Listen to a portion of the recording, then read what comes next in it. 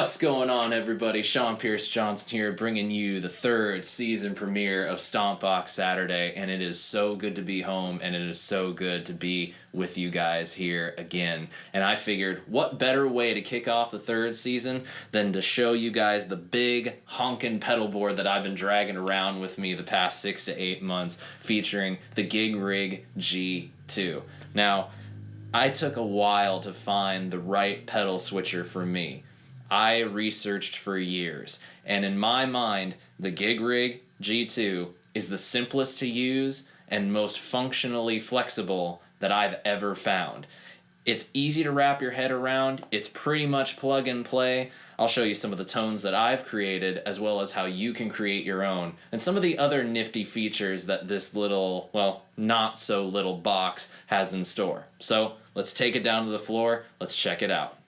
Alright, so here is the whole pedal board. It is massive. I mean, this thing is about half my size and it is heavy. Thankfully, I have a keyboard bag that I can take this pedal board with me in. Before I had that, I had to just throw blankets on top of that. Not very safe. Gig bag, much safer. So basically what I have going on is the GigRig G2 lives right in the middle because that's what I want to have access to at all times. That's the most important thing for me. The other things that I have right up front in the front row are a Boss TU3, the Pigtronics Ecolution 2, and a New Neighbor Seraphim stereo, which I'm actually using as both the shimmer effect and as just a standalone reverb, but we'll get into that later. Basically, all I really need to have is a bunch of presets, and that's what I have in the front row. I have presets for my clean tone, my crunch tone, heavy rhythm tone, a solo tone, and then instant access Stompbox switches for the MXR Carbon Copy, the MXR EVH Phase 90, and the Boss OC2 Octaver. Those seem to be the ones that I tend to gravitate towards, either pull them in or out of my sound at any given time. And the routing is pretty easy. This board took the better part of 8 months of planning, between buying everything, procuring all the supplies, and then the board, and then building everything. I built all these cables. They're Switchcraft mini plugs and GLS pancake right end connectors. Everything is powered by the Dunlop DC brick that I've had for years. I know people seem to have a thing about the DC brick. It's served me perfectly fine, so why mess with a good thing?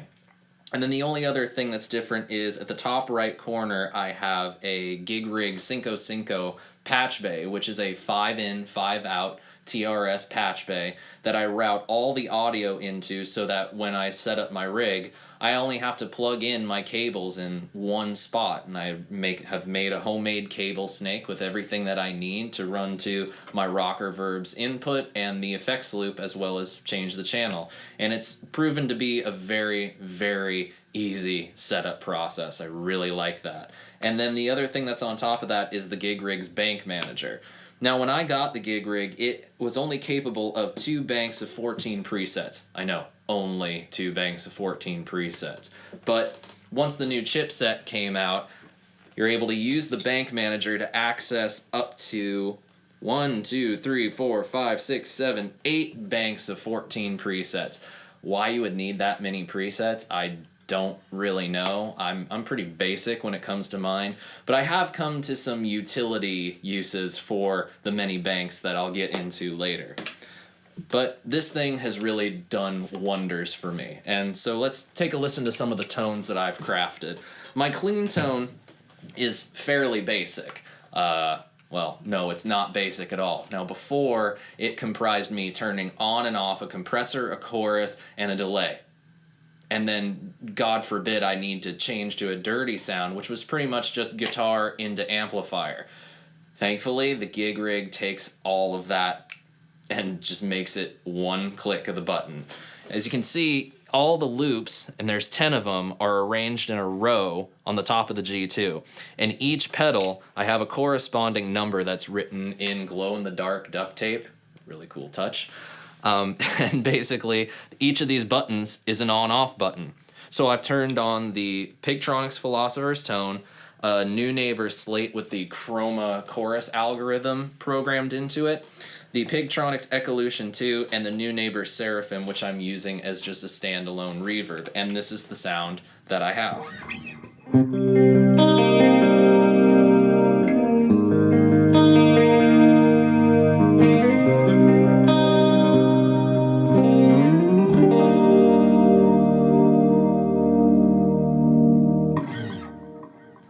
Just a really nice, lush, clean tone. Usually what I try to go with in my clean sound is try to get some sort of vibe of an acoustic guitar, especially when it comes to strumming.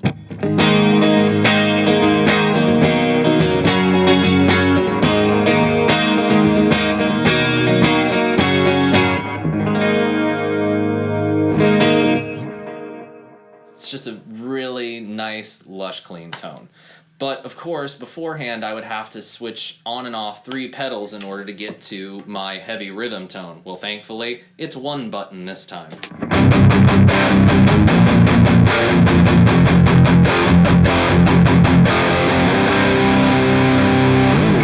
The only thing I have on there is, again, the Seraphim acting as a standalone reverb, and that's pretty much it. I don't have to do any tap dancing. It's 1 button, which has saved my butt countless times.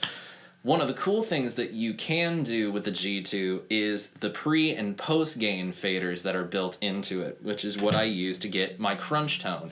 Now, I used to have just a standalone distortion box that I would set for a light, crunchy rhythm tone, but I found that depending upon the gig situation, I wasn't able to get that girth out of it that I wanted. So using the G2's pre-gain, I backed off the signal going into the front end of the amplifier to go from this to this. Go from, you know, Metallica to AC/DC at the click of a button. That's kind of nice.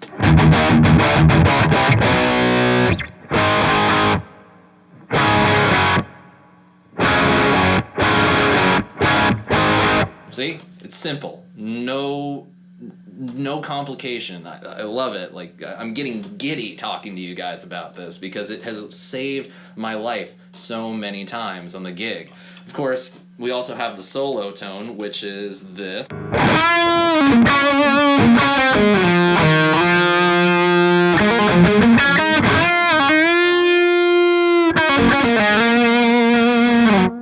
And that is the dirty channel of my amplifier with the Vertex boost in front of it, and then the MXR carbon copy going into the effects loop.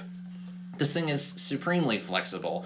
Even if I didn't want to use the effects loop in my amplifier, I could just route everything in front of, and it's just such a great tool. So enough of my yakking about what I've done with it. Let me show you exactly how you can program each sound. Alright, so let's just go ahead and create a preset on the G2, and we're going to do it right here, live and in living color, or at tape delay. You're not watching this live, so what does it matter? But we're going to do it right now. So, empty slot on the G2 is preset 10, and it's randomly been selected to sound like this. Alright, so we're going to take all that away. I'm going to go down to the board, and as we see, the numbers and the pre-gain, as well as the output and the post-gain are on. So we're going to shut off all the effects, we're going to clear the pre-gain, and then we're going to take away the post-gain. Now right now, taking away the post-gain makes that my clean channel, because I'm using one of the remote switches to change the channel as well. And then I have effects running into the effects loop in this particular bank as well. So let's say we want to have the OC2, we want the Chroma Chorus, we want the Vertex Boost, and we want the Fat Drive. That's it. That's all you have to do. Press each corresponding button to the effect on your pedal board, and there's your preset.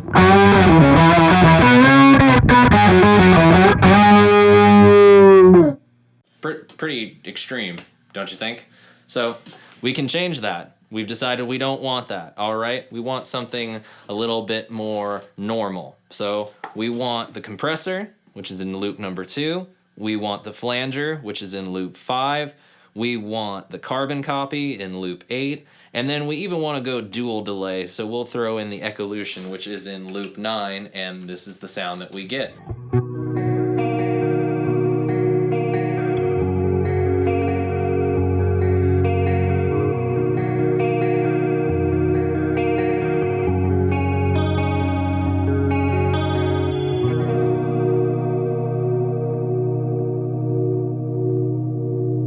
And of course, you can change the settings on your knobs. It just so happened that the speed knob on my flanger was turned up all the way, but I actually think that sounds kind of cool. But again, if we wanted to change it, we could very well change it. Take away the delays, take away the flanger, take away the compressor.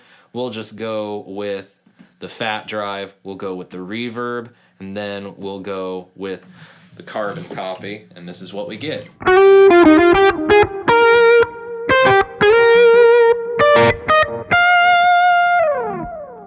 And say we want to add the vertex boost on top of that. We can do just that.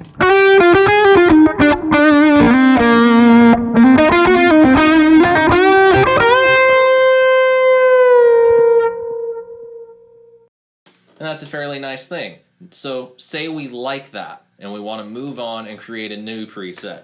Just go to the next preset that you're going to make. That's it. It's already saved. You don't need to press and hold. It's just automatically there. If I go to my clean sound, it turns all those off, turns on the pedals that are in that clean preset that I've already created, but then I want to go back, it's already done it. We don't need to tap dance, we don't need to press, hold, no save function. It instantly remembers exactly what we've created. So one of the things you can do in addition to creating presets is any of the foot switches on G2 can become instant access Stompbox switches, which basically will allow you to take individual pedals in and out of their respective presets or add them on top of existing presets. So say I have my crunch tone, which is nice and crunchy.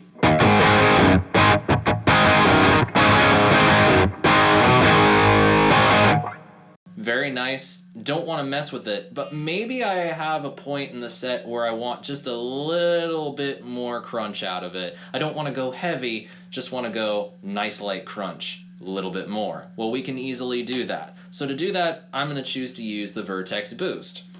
Very simple. Go to the foot switch that you want to assign to be a Stompbox switch, and then choose the effect that you want. So my boost is in loop 6, press button 6. Then going over to the left, we have the Stompbox mode button. From there, press the Stompbox mode, you'll see the yellow light go on next to the red one. That now shows you that the G2 recognizes that switch as being a Stompbox switch. So there you have it. Let's go back to that crunch tone and then add the boost on top of that.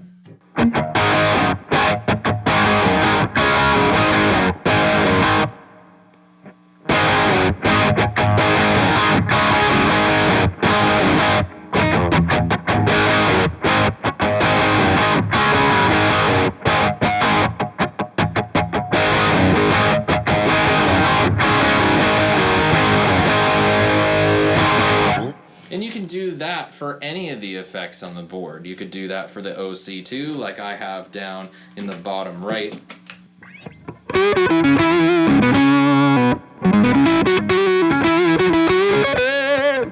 You could have it for the phaser.